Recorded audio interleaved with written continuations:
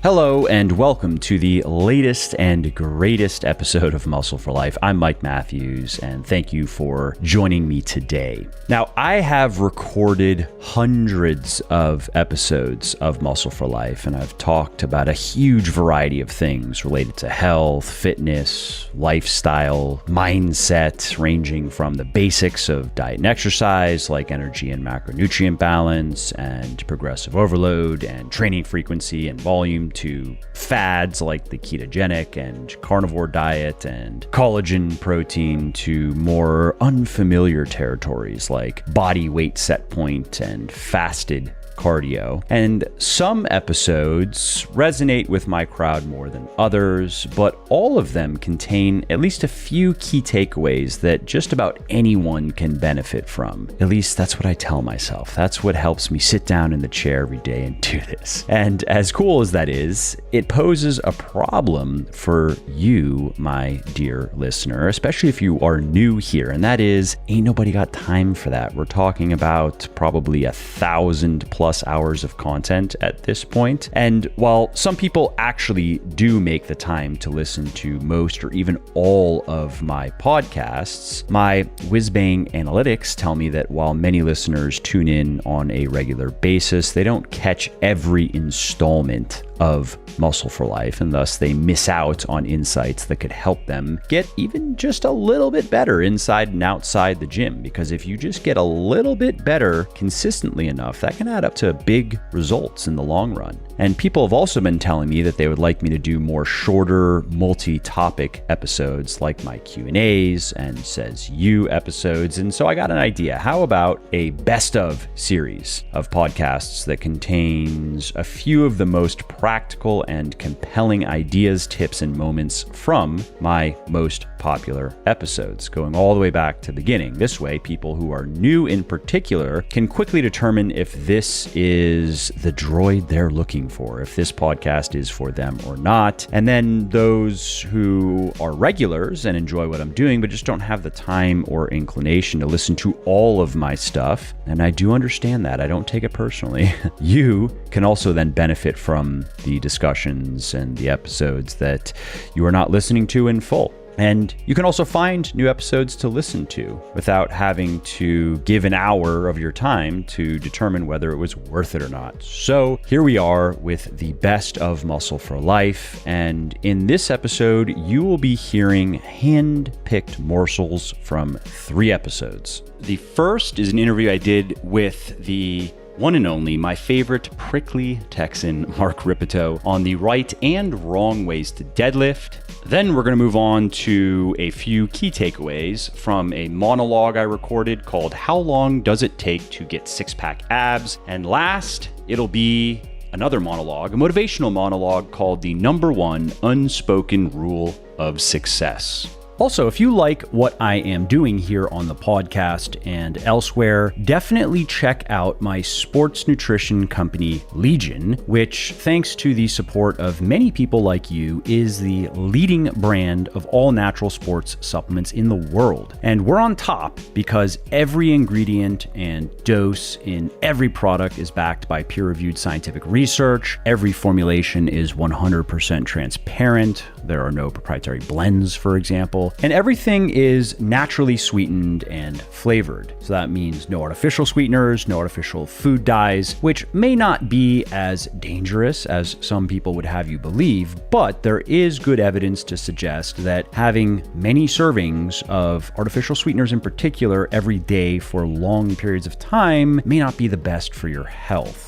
So while you don't need pills, powders, and potions to get into great shape, and frankly, most of them are virtually useless, there are natural ingredients that can help you lose fat, build muscle, and get healthy faster, and you will find the best of them in Legion's products. To check out everything we have to offer, including protein powders and bars, pre-workout and post-workout supplements, fat burners, multivitamins, joint support, and more, head over to buylegion.com/Mike. That's BUYLEGION.com/Mike. And just to show you how much I appreciate my podcast peeps, use the coupon code MFL at checkout and you will save 20% on your entire first order.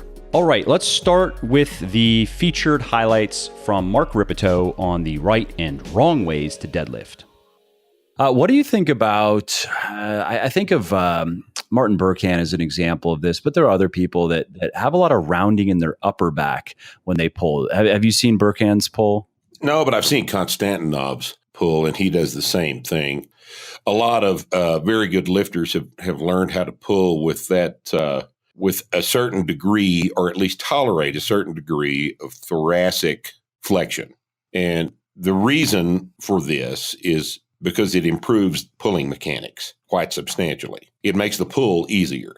If you can come back at the top and actually lock the pull out at the top according to the rules, and lift the chest out of that thoracic flexion.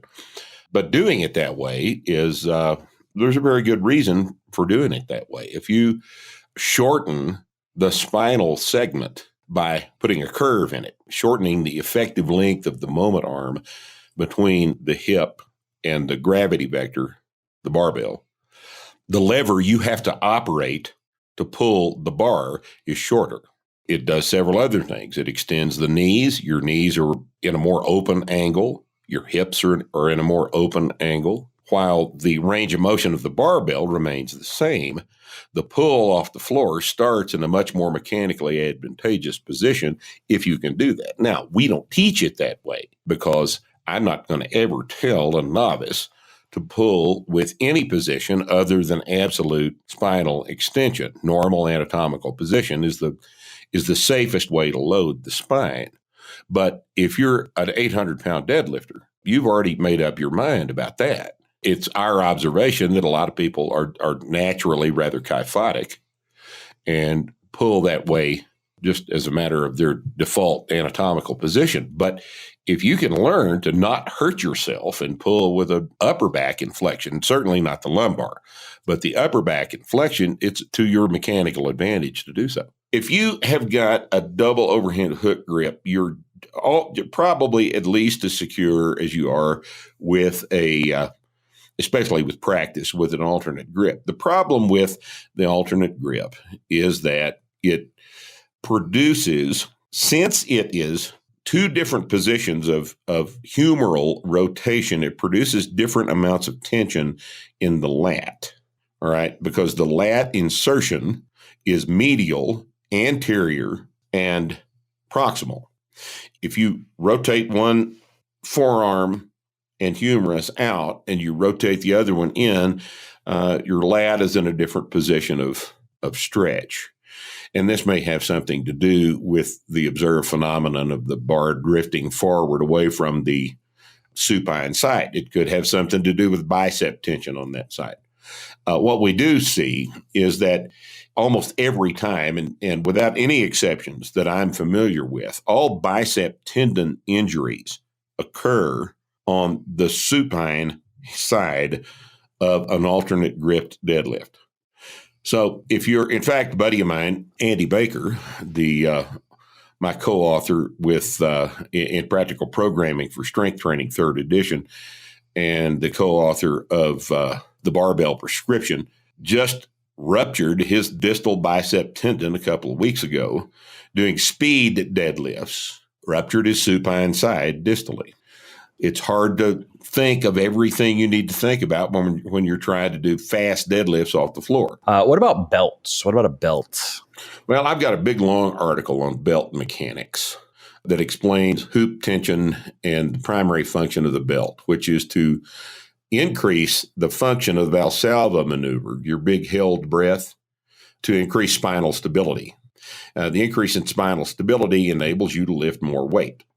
It does not shut down, and I know you've heard this too, wearing a belt shuts down the abs. Who said that? Someone who's never deadlifted? Do you not understand that under a 600-pound deadlift, there aren't any muscles that are shut down? What is wrong with you? The belt gives you something to push harder against. Now, and if you're really interested in that argument, my article, The Belt and the Deadlift, is available on my website, startingstrength.com, under the articles section. But Here's the critical point about the deadlift. In my opinion, and it's been my experience since I've been thinking about this a little bit harder for the past several years, I'm really of the opinion that very, very few people have any business deadlifting in a 4-inch belt. I think a 3-inch belt is a much more efficient belt for most people of normal height. Now, if you're 6'5", sure, 4-inch belt's probably going to work for you because your waist is commensurately long. But for most people, a 3-inch belt allows you to get a much better setup at the bottom start position of a deadlift than a 4-inch belt. And the reason for that is the 4-inch belt, it's so wide, it touches you at the top of the hip flexors. This is a bit of inefficient proprioceptive feedback in that it may tell you, that contact may tell you that your low back is fully squeezed into the arch that we talked about earlier, when in fact it's not, when in fact it is a little bit still in flexion. In other words, you don't want to have to fight the belt for an efficient start position. So, I mean, in that way, it could encourage poor form then if you weren't cognizant of what's going on. Absolutely. A 3-inch belt is plenty of width for good support. All right, those are the snippets I wanted to share from that episode. And if you want to listen to the whole thing, it was published in June, at the end of June of 2018. So you can just go find it and check it out. All right, let's move on now to the featured bits from How Long Does It Take to Get Six-Pack Abs? How long does it take to get six-pack abs? Now, let's start this discussion with some good news. The good news is that getting six-pack abs is far easier than many people would have you believe. You don't have to do a billion crunches. You don't have to do a billion hours of cardio. You don't have to swallow a billion handfuls of supplements. And you don't have to follow weird, overly restrictive diets. All you have to do is lose belly fat, lose enough belly fat until your abdominal and your core muscles are clearly visible. And if you're like most people, your core muscles are not going to be quite as developed as you'd like unless you have a lot of weightlifting experience. And so if that's the case, you have to do a couple other steps. So the first step is you have to lose the belly fat. And then if you are not quite happy with how your core looks when you are lean enough, you then should be doing a lot of compound weightlifting, heavy compound weightlifting in particular, and doing the right core exercises. So now let's get to the real point of this video podcast, and that is answering the question, how long will it take you to get six-pack abs? And depending on your body composition, it may take anywhere from 8 weeks up to 52 weeks. And to show you exactly why that is and help you get an accurate estimate of how long it is going to take you, I am going to put an image up on the screen that you can also download by clicking the link in the description below. And if you are listening to this podcast, head over to muscleforlife.com and search for six-pack abs and look for an article titled How Long Does It Take to Get Six-Pack Abs? I believe that's the title, something like that. And you will find this image in that article. Again, you can download it and follow along with my instructions, which I will give, just explaining what this image is showing and how to use it to find out how long it's going to take you to get six-pack abs. Okay, so this chart assumes that you are going to be losing about 1 pound of fat per week. That is healthy and safe and relatively easy and straightforward for everyone to accomplish. So with that assumption, here's how to use the chart. So the first thing is you want to locate the column, the vertical division at the top with your current body fat percentage. Now, if you are not sure what your body fat percentage currently is, head over to Muscle for Life or Legion Athletics and search for body fat percentage, and you will find an article I wrote on how to do that. Okay, so step 2. If you are a woman, you want to follow the column down until you hit an orange cell. And if you're a man, you follow that column down until you hit a yellow cell. Then trace that row, the horizontal division on the chart, to the left-hand margin and look at the number. And that is approximately how many weeks it will take you to get six-pack abs. Now, one other thing we should touch on briefly, if we are going to talk six packs, is stubborn fat. You have probably heard about stubborn fat in connection with, belly fat and getting six-pack abs. And there is some truth to that. Some fat stores in your body are harder to get rid of than others. And for guys in particular, it does tend to be in the abdominal region, particularly in the lower abdominal region. And for women, it's usually more hips, thighs, and butt. There are physiological reasons for this. I won't go into them here because I have written about and discussed them in detail elsewhere. If you are interested in that, if you search my podcast feed, I'm sure if search for stubborn fat, I'm almost positive I've recorded at least one episode, if not more than one, on the subject. And if you want to read, head over to Muscle for Life or Legion Athletics and search for stubborn fat because I've written articles on both of those sites about it. The bottom line, though, what you need to know is that there is nothing particularly special about getting rid of stubborn fat. There are a couple supplements that can help: synephrine, yohimbine, caffeine as well. Caffeine can just help you lose fat faster, period. But when you combine it with synephrine and yohimbine, they can work together to accelerate stubborn fat loss. But in the end, all you really need to do is just keep getting leaner and keep trusting the process, so to speak. So in the beginning, you are going to be a bit dismayed when you are cutting because you're going to see certain parts of your body that you probably care a bit less about aesthetically. You're going to see those getting lean very quickly, while the parts that you do care more about are going to seem to not change at all. So for us guys, for example, especially in the beginning of a cut, we are going to see our arms, our shoulders, our chests, our legs, sometimes our faces get noticeably leaner week after week, especially if we're taking pictures. But our abs are more or less looking the same, and this can be discouraging. And for women, it's usually similar areas. It's usually upper body getting lean first, the lower body not changing much. Again, just know that if you keep going, you will get rid of the fat that you want to get rid of the most. It just takes its sweet time. The fat stores that are easiest to mobilize and burn are the ones that go first, and the ones that are more stubborn, more resistant to your body's. It's really resistant to chemicals that mobilize fat, so it can be burned. They do eventually give way. It just can take time.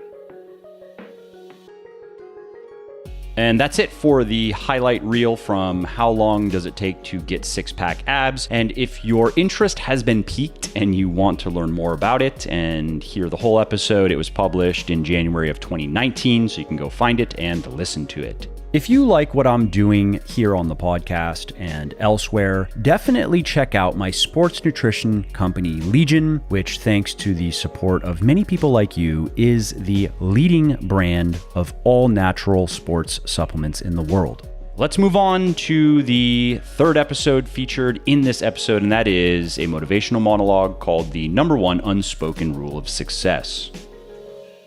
I've asked a lot of very successful people that I've met throughout my life how they did it. Some of them regaled me with stories about their brilliant strategic moves and uncanny intuitions and superhuman endurance and so on. But the truly great ones, especially the people that I've known that have had repeated successes, not one-hit wonders, not people who just were at the right place at the right time and who simply caught a big wave, but people who achieved great things multiple times and usually in multiple different arenas, building different companies, creating different products, and so forth. These people often had a much simpler and deeper explanation for why they were doing so well. They didn't attribute their success to just hard work like you might expect.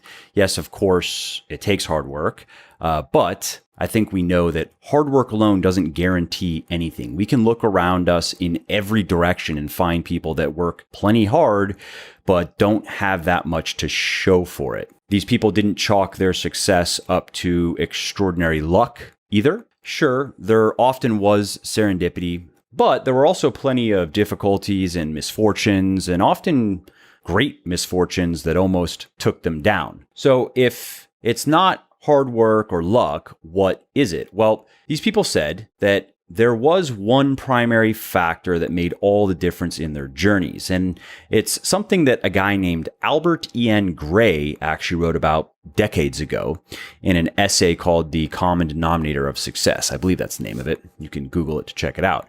But it's simply this. It is the habit of doing the things that other people simply don't want to do. You know, the things that most of us instinctively dislike, that go against our natural preferences and our natural prejudices, the hard things, the uncomfortable things, the complicated things, the unexciting things, the exhausting things. These very successful people that I've known, they did these things. They did them all. They did them every day. They did them every week, every month, every year, without fail. And in many cases, they didn't necessarily learn to like these things. They just had a strong enough purpose to ignore their feelings and do them anyway. These people just cared more about achieving satisfactory results than doing things they innately liked to do. Learn to do the things that failures don't like to do. Because once we can do that, we can do a lot more than build a great body. We can build a great life as well. And one of the reasons I wanted to share this message is because it accounts for a lot of my own success as a writer and entrepreneur. My life is far less glorious than you might think if all you heard were big numbers, if all you heard were Legion doing millions of dollars of sales per year and selling hundreds of thousands of books per year and getting millions of visits to the websites per year and so forth. Like, yeah, that all sounds good, and it is good. And yes, it is satisfying. But what does it take to create all that, though? And what does it take to continue to create that and continue to keep things going in the right direction? Well, part of it is doing a lot of work that many people don't want to do. You know, I was reading an article in, I think it was Inc. or Entrepreneur, one of these magazines, and they were talking about a survey that was done with everyday people as to their opinions on CEOs in particular. And what they found is that many normal everyday people thought that CEOs don't really do anything, that they just kind of sit around and shop for new things online and tell their assistants to do personal errands for them and, you know, just kick their feet up, have a good time, make 500 times as much money as, the average lower echelon worker in their business, head out early most days to the country club to hang out with other rich white people and so on. And the reality is so different. Even in the corporate world, it is not like that. Corporate CEOs are some of the hardest working people that you'd ever want to meet, and also have to carry tremendous amounts of responsibility and play some pretty high stakes games that are very unforgiving. If you mess up badly enough in that world, you may not get a job again for a very long time. You know, truth be told, building a business isn't that interesting to me. It's not something that I feel all that drawn to personally. What I most like to do is research, write, and record podcasts and videos. I like to create content, I like to research and create content. And beyond that, I also really enjoy and am interested in marketing and persuasion. The psychology of it is just very interesting to me, and the application of it is fun. But that's about it. Everything else that I do is in service of a greater purpose than my own desires and my feelings. And I really don't think that's going to change. And I'm okay with that. We can liken it to the gym, right? Some of our workouts, some of the stuff that we do in the gym, not very enjoyable, but we do it anyway because we are more interested in what we get out of it in the long run, in the bigger picture, than how it makes us feel in the moment. And you can apply that lesson really to any activity or any endeavor in life. I think really any area of life. I really do believe that if you want extraordinary results in anything that you are putting your time and attention into, A large part of that is going to be simply forcing yourself to do things that you don't really want to do, but that move the needle, that really get you closer to your goal.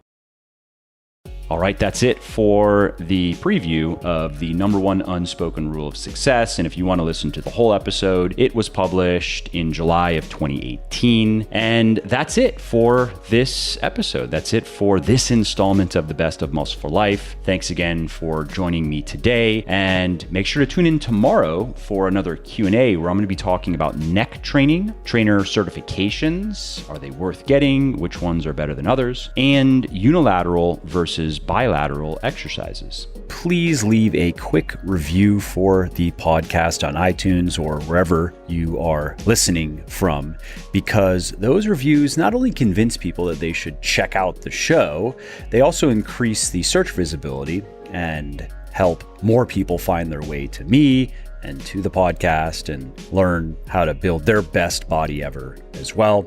And of course, if you want to be notified when the next episode goes live, then simply subscribe to the podcast in whatever app you're using to listen, and you will not miss out on any of the new stuff that I have coming.